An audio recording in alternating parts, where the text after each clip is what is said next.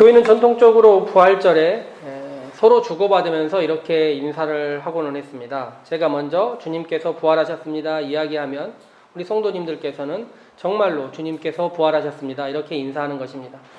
통상 인사란 타인에게 하는 것입니다. 그런데 기독교의 인사 중 다른 날이 아닌 부활절과 성탄절의 인사는 타인에게 하는 인사이지만 그 인사가 자신에게 하는 고백이기도 합니다. 기쁘다 구주 오셨네. 주님께서 부활하셨습니다. 이것은 모두 인사이자 고백이라 말할 수 있습니다.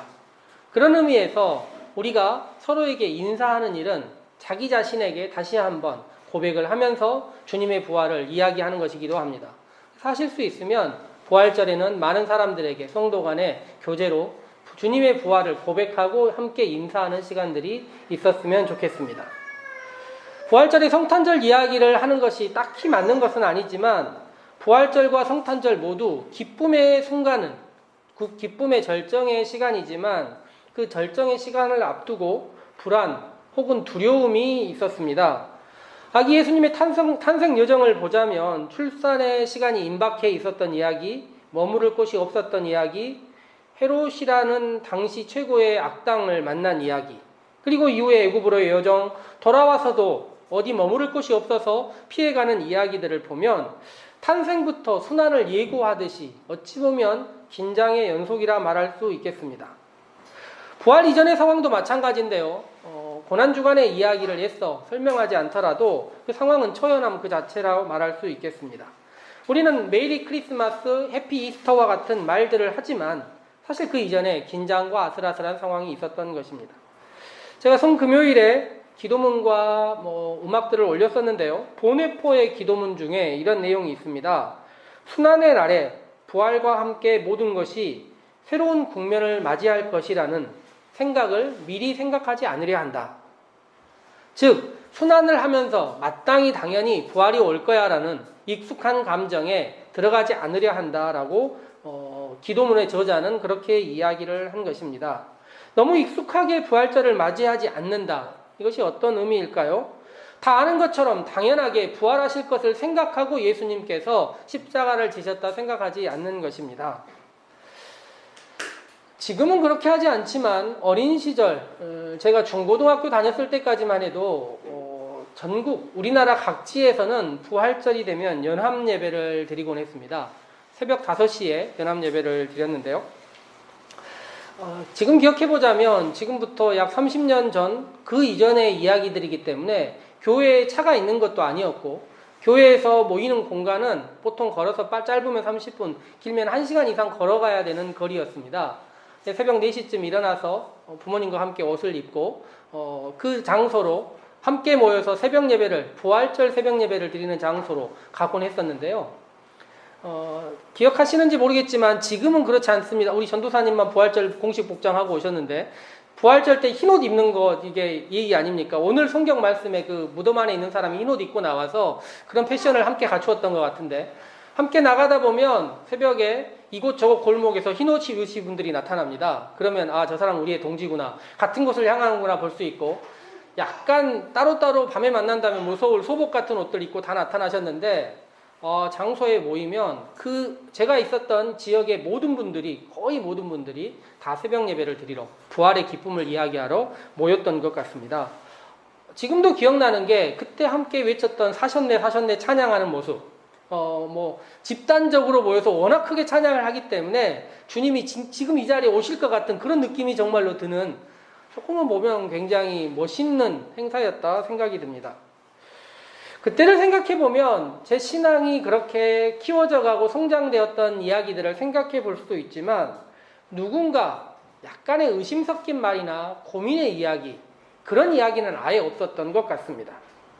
교회 밖에서 교회를 바라볼 때는 비신앙적 용어를 가지고 이야기를 했지만 교회 안에서는 모두 당연하게 흰옷을 입고 당당하게 함께 모이며 부활을 선포하고 했었던 것입니다. 그런데 시절이 뭔가 변화해가지고요. 우리는 조금 더 신앙이란 무엇인가를 고민하는 시절 속에 왔습니다. 우리의 부활신앙, 우리가 가지고 있는 신앙을 남들에게, 아니 우리 자녀들에게 이야기하기도 약간은 낯선 시절들을 맞이한 것 같습니다. 그리하여 우리들은 우리의 신앙을 우리 이외의 사람들에게 설명해야 할 때, 혹은 우리의 신앙을 누군가에게 말하고 나 자신을 고백하려고 할 때, 신앙의 두 가지 핵심이라고 말할 수 있는 우리에게 오신 주님과 고난당하시고 부활하신 주님을 어떻게 설명해야 될 것인가, 이 난점 속에 들어간다는 것입니다. 건축물의 구조가 단 하나로 세워진다면 되게 대단히 안정적일 수 있을 거라 생각하지만, 사실은 여러 겹을 가지고 만들어지는 것이 훨씬 더 안정적이라 생각할 수 있습니다. 그러니 우리 신앙의 구조 가운데서도 이미 익숙한 것 말고 좀 더 고민해보고 부활이란 무엇인가를 조금 더 생각해보는 시간이 되었으면 좋겠다는 것입니다. 우리 사회는 1987년에 직선제 혹은 헌법이 바뀌어서 개헌이 되어서 직접 민주주의 투표할 수 있게 되었고, 2017년에는 촛불을 들고 나가서 당시의 대통령이었던 사람을 탄핵시키고 자리에서 내려오게 했던 경험이 있습니다. 30년 안에 있었던 두 번의 경험이 있었는데, 저는 이 두 번의 경험 다 완성되지 못했다라는 생각이 들었는데, 이유가 무엇이냐면 이 결정적인 순간들을 맞이한 다음에 그 과정들에 대해서 조금 더 생각해보고, 당연하게 얻어진 것이라 생각하지 말고 그 이전에 어떤 일들이 있었는지에 대한 생각과 고민들이 우리에게 조금은 더 있어야 된다. 정치도 이런 것처럼 우리의 부활이라는 것도 우리가 생각하는 이 시간도 무엇인가 좀 더 고민이 필요한 것이 아닌가 생각해보는 것입니다. 2000년 전 부활의 소식이 처음 전해졌을 때 부활이라는 말이 지금 우리가 예배 시간에 사용하는 것처럼 공공연하게 사용되기 전에 제자들의 상황은 어땠을까요? 예수님을 끝까지 따르던 사람들의 상황은 어땠을까요? 예수님께서 제자들과 함께 예루살렘 가는 길 이야기를 해보자면, 예수님께서는 제자들에게 3번이나 내가 고난당하고 십자가 지고 힘들고 어려움 당한 다음에 다시 살아날 것이다, 부활할 것이다 이야기를 했습니다. 복음서를 읽어보면 아시겠지만 제자들은 그 이야기 들을 때마다 엄청 괴로워했습니다. 이게 무슨 말인지 잘 모르는데 고난, 십자가 이런 이야기들이 우리에게 있지 않았으면 좋겠다 생각한 것이고, 두 번째로 이 부활이라는 말, 다시 살아난다는 말은 도대체 이해할 수가 없는 말이었습니다. 그래서 외면하고 애써 밀어냈던 것입니다. 그런데 정말로 예수님께서 고난 당하시고 십자가형을 당하셨습니다. 추후에 짧은 시간이지만 제자들 안에서 이미 마음속에 생각이 있었을 것입니다. 이 일들이 이미 예고된 일이다. 진짜 일어나는 일이었구나. 고난 당하신다더니, 저렇게 비참하게 십자가 지신다더니 정말로 진짜로 저 일이 일어났구나. 그런데 그 두 가지만이 아니라 고난과 십자가 다음에 한 가지가 더 있었던 것이 제자들에게 떠올랐을 것입니다. 제자들 입장에서의 고난과 십자가는 알만한 일이었습니다. 물론 갈릴리의 그들이 예루살렘의 적대적인 상황을 늘 경험하는 것은 아니었지만 십자가라는 말은 아는 말입니다. 근데 부활이라는 말은 물론 구약 성경 시대 그리고 신구약 성경의 중간 제2성경기라고 하는 시절에 부활, 의인들의 부활이라는 말이 예언서처럼 사용된 적은 있었지만 그것이 일상에 사용되는 말은 아니었습니다. 그리고 부활이라는 말이 현실에 일어날 것이다, 혹은 우리가 생각하는 부활이라는 개념이 아니라 당시 사람들은 아마 나사로처럼 소생이라는 개념으로 처음에는 인식했을 것인데, 이 상황이 주어진다고 생각하면 생각만 해도 두려운 일입니다. 왜냐하면요, 예수님께서 당하신 형벌이 십자가형입니다.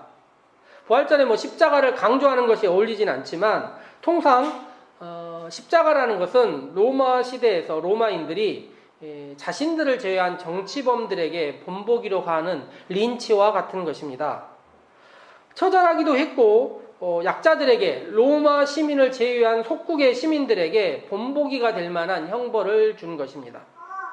길가에서 사람을 죽여서 잔혹하게 전시하는 일입니다. 저는 이게 일종의 포스터, 전시처럼 느껴졌었는데, 이런 일들을 당한 사람이 말입니다, 다시 살아난다는 것, 이게 어떤 의미겠습니까?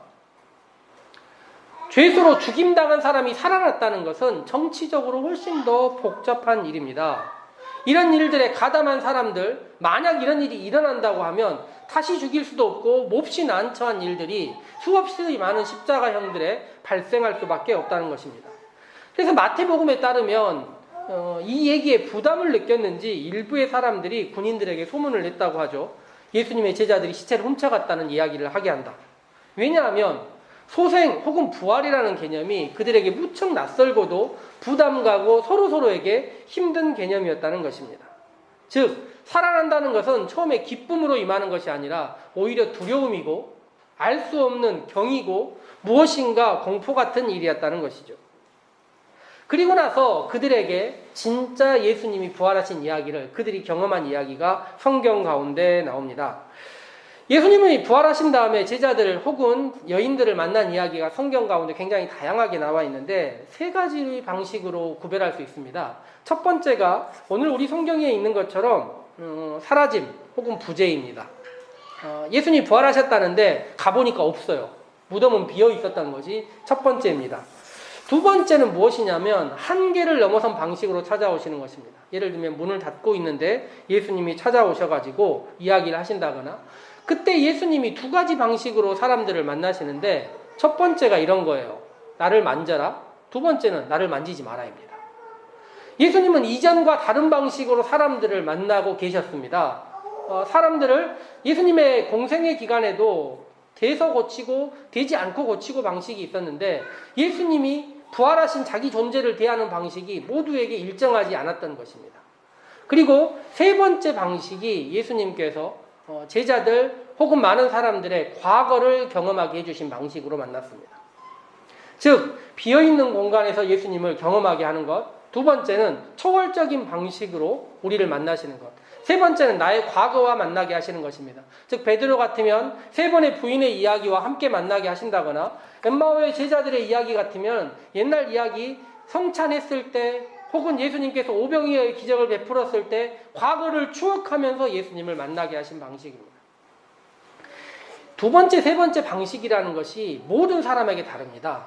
각자에게 달라요. 이유가 무엇이겠습니까? 우리가 처한 상황들이 한계라는 것이 모두 극명하게 다르기 때문이고 우리의 과거 또한 다 다르기 때문에 부활하신 주님이 두 번째, 세 번째로 만나는 방식은 누가 누군가에게 설명할 수가 없는 방식입니다. 그런데 이 첫 번째 방식은 마태, 마가, 누가, 요한 모두 공이 동일합니다. 비어있는 공간을 경험하게 하는 것. 오늘 첫 번째에 있는 오늘 성경에 나와 있는 그 이야기가 무덤에 계시지 않는 예수님입니다. 존재하는데 보이지 않는 것. 이것이 부활의 첫 경험이라 말할 수 있겠습니다.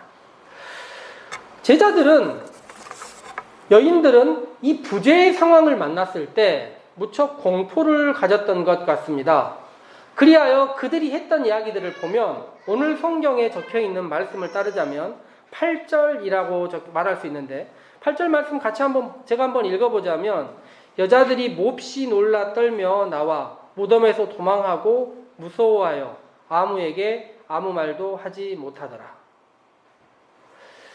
저는 신앙이라는 것이 우리의 믿음이라는 것이 이렇게 낯선 이야기들 부활 혹은 구원과 같은 이야기들을 경험할 때 바로 믿어지는 경우는 흔치 않다 생각합니다. 물론 바로 믿어지는 사람들도 있을 것입니다. 그러나 대부분 사람들은 비어있음, 나의 믿음과 새로운 믿음 사이에 이 공동, 비어있음을 경험하게 되는 것입니다. 부재의 순간을 경험하고 그때 무엇인가 두려움과 공포와 내가 알 수 없는 일들에 대한 다른 존재에 대한 느낌을 받기 시작하는 것입니다. 무덤에 비어있음은 무엇을 해야 할지 모르는 순간은 이 여인들에게, 제자들에게 공공연하게 찾아왔습니다. 성경에 따르니까 세 가지를 했지 않습니까? 무덤에서 도망하였습니다. 무서워했습니다. 그리고 아무에게 아무 말도 하지 못했습니다. 이것은 공공연하게 모두에게 일어난 일이고 모든 사람들이 다 같이 경험한 일입니다. 두렵고 무섭고 아무 말도 하지 못하고 그 자리를 피하고 싶은 마음 말입니다. 그런데 우리의 신앙은 이 비어있음, 존재하지만 비어있음에서 시작해서 성장하기 시작한 것입니다. 도망치기 시작한 여인들이 돌이켜 사람을 향하기 시작하고 무서워하고 두려워하던 사람들이 담대해지고 아무 말도 하지 못하던 사람들이 증인이 되어 부활의 예수님을 선포하기 시작하는 것입니다. 저는 누군가가 부활을 이야기하자마자 나는 부활의 예수님을 믿어, 부활하신 예수님 때문에 감사해 찬양해, 바로 이렇게 이야기를 한다면 저는 오히려 저에게는 더 그것이 믿어지지 않는 신앙이라 생각합니다. 부활의 예수님이라는 이야기 자체는 우리에게 무척 낯선 것이고 매년 부활절을 겪고 있지만 이 부활의 경험이라는 것은 다시 경험할 때마다 이 공동, 비어있음, 부재를 경험할 수밖에 없고 비어있는 데서 어떻게 나타나는 것인가에 대한 각자를 따로 만나시는 주님을 만나는 경험을 해야 한다는 것입니다. 죽은 사람이 살아난다는 것이 어찌 가능할 것인가를 생각하지만 비어있는 것, 우리 존재도 그런 공간들을 생각하며 무엇인가 알 수 없는 것들에 대해서 겸허하게 두려워하는 마음과 도망치고 싶고 무서워하는 마음들 속에 있지만 그 속에서 다시 우리를 만나시는 주님을 경험하는 것, 이것이 부활이 아닐까 생각해 보는 것입니다. 2000년이 지나고 여전히 우리는 부활절을 맞이합니다. 고난주간에 약간의 부담스러웠던 마음들, 그리고 이제 부활이 지나면 한 10개월간은 더 이상 이 불편하고 약간은 두려워하고 이런 것이 아니라 기쁘고 즐겁게 해피하게 살 수 있겠구나. 단지 이런 것이 아니라 부재와 존재, 이 사이에서 고민하면서 우리의 신앙이 이 부활의 진정한 기쁨을 맞이하고 그리하여 이전에 부활절 이전에 혹은 부활의 예수님을 스스로 경험하기 이전에 했던 말들과 다르게 주님께서 부활하셨습니다라고 타인에게 고백할 수 있는 그런 존재로 우리가 성장해가는 것, 이것이 오늘의 부활절에 우리의 필요한 것이 아닌가 생각해 봅니다. 두려움을 넘어선 사람들이 있었습니다. 2000년 전에도 그 이후에도 반복해서 두려움을 넘어선 사람들이 진정한 부활의 신앙을 가지고 그 부활을 전했던 것입니다. 우리의 신앙도 비어있음, 공동, 이것에 대한 두려움들을 넘어서서 진정한 부활의 신앙을, 주님을 만나는 신앙을 경험할 수 있는 우리 살림의 모든 성도들 되기를 소망해 봅니다. 함께 기도하도록 합시다.